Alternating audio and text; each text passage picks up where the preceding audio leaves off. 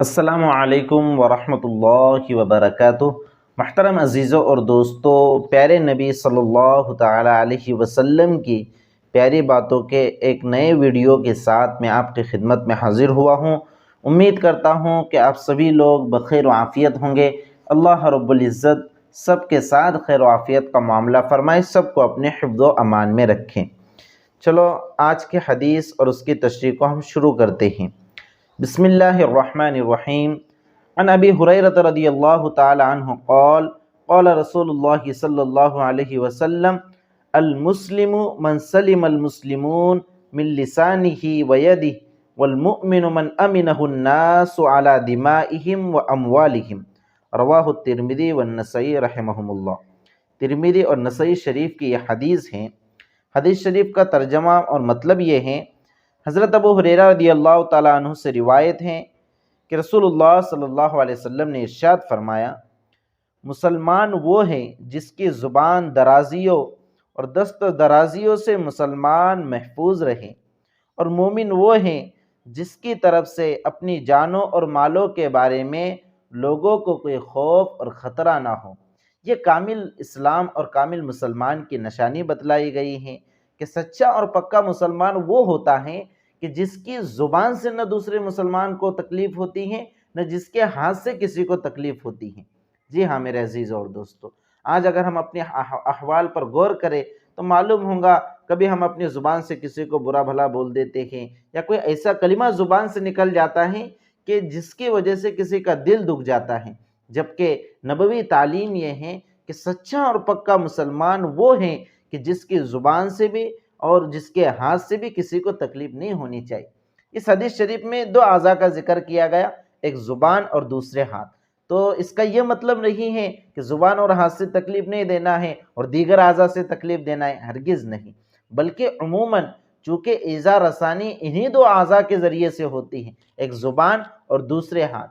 تو جو مین اعضاء ہیں، جو اصل ہیں، جن سے تکلیف عموماً دی جاتی ہے، ان کو ذکر کر دیا، اس میں تمام اعضاء کیا ہو گئے؟ داخل ہو گئے۔ یعنی مطلب یہ ہے کہ ہمارے جسم کے کسی بھی عضو سے ہمارے کسی بھی مسلمان بھائی کو، کسی بھی مسلمان بہن کو ہرگز تکلیف نہیں پہنچنی چاہیے، اور یہ ہمارے کامل مسلمان ہونے کی علامت ہے۔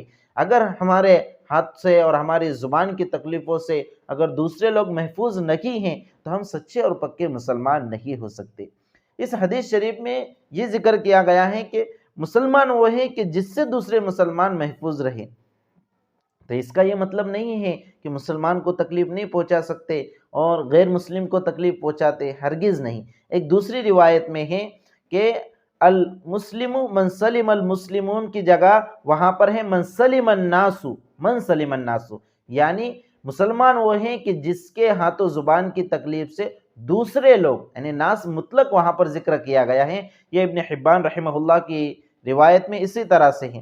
بہرحال اگر یہ بھی مان لیا جائے کہ مسلم کا ہی لفظ ہے، تب بھی چونکہ مسلمان یہ اسلام کی نظر میں، شریعت کی نظر میں چونکہ اعلیٰ اور افضل ہیں، تو اعلیٰ کو ذکر کر کے ادنا جو ہے وہ اس میں داخل ہو گیا۔ یعنی مطلب یہ ہے کہ سچا اور پکا مسلمان وہ ہیں کہ جس کے ہاتھوں زبان کی تکلیف سے نہ کسی مسلمان مرد کو تکلیف ہونی چاہیے، نہ کسی مسلمان عورت کو تکلیف ہونی چاہیے، نہ کسی غیر مسلم مرد کو تکلیف ہونی چاہیے، نہ کسی غیر مسلم عورت کو تکلیف ہونی چاہیے۔ جی ہاں میرے عزیز اور دوستو، یہ ہے ہمارے اسلام کی خوبی کہ اسلام ہمیں یہ سکھاتا ہے کہ آپ کے ہاتھ و زبان سے یا کسی بھی عضو سے کسی بھی شخص کو تکلیف نہیں ہونی چاہیے۔ اس لیے میرے عزیز اور دوستو، بھائیوں اور بہنوں، اس بات کا خاص اہتمام کریں کہ ہماری ذات سے، ہمارے قول سے، ہمارے بول سے، ہمارے کسی عمل سے کسی کو ہرگز تکلیف نہیں پہنچنی چاہیے۔ یہ اسلامی تعلیمات ہیں، اور یہی اسلامی تعلیمات کی خوبصورتی ہے کہ لوگ ان تعلیمات کو پڑھ کر سن کر اسلام میں داخل ہو جایا کرتے تھے۔ اسلام یہ اخلاق کے بل بوتے پر پھیلا ہے، تلواروں کے بل بوتے پر نہیں پھیلا ہے۔ یہی اسلامی تعلیمات ہیں جو غیر مسلمین کو اپنا دیوانہ کرتی ہیں۔ جی ہاں میرے عزیز اور دوستو، ان اسلامی تعلیمات کو جتنا ہو سکے ہمیں پھیلانا چاہیے کہ ہمارا اسلام دنیا میں امن و شانتی کو قائم کرنا چاہتا ہے، دنیا والوں کو امن و شانتی کا پیغام دیتا ہے۔ یہاں تک کہ ہمارے اسلام میں ہے کہ بغیر کسی مقصد کے کسی جانور کو بھی قتل کرنا صحیح نہیں ہے۔ جی ہاں، ایک چڑیا ہیں سامنے سے جا رہی تھی، اور آپ کا کوئی مقصد نہیں ہے، یعنی نہ اس کو کھانا مقصد ہے، نہ اس کا کوئی اور مقصد ہے، بلکہ یوں ہی کیا کر دیا، نشانہ بنا کر اس کو مار دیا، تو یہ بھی ایک طرح کا گناہ ہے شریعت اور اسلام میں۔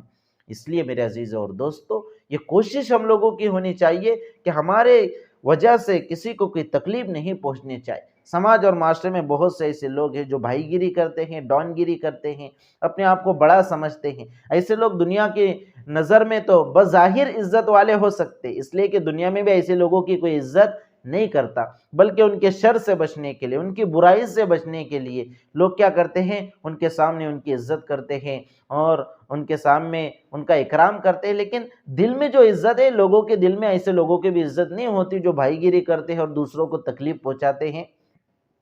تو ایسے لوگوں کو بھی جاننا چاہیے کہ وہ چاہیں دنیا کے کاغذات میں مسلمان ہوں، دنیا کے ڈاکومنٹس میں انہیں مسلمان لکھا جائے، لیکن اللہ رب العزت کے نزدیک وہ سچا اور پکا مسلمان نہیں ہو سکتا۔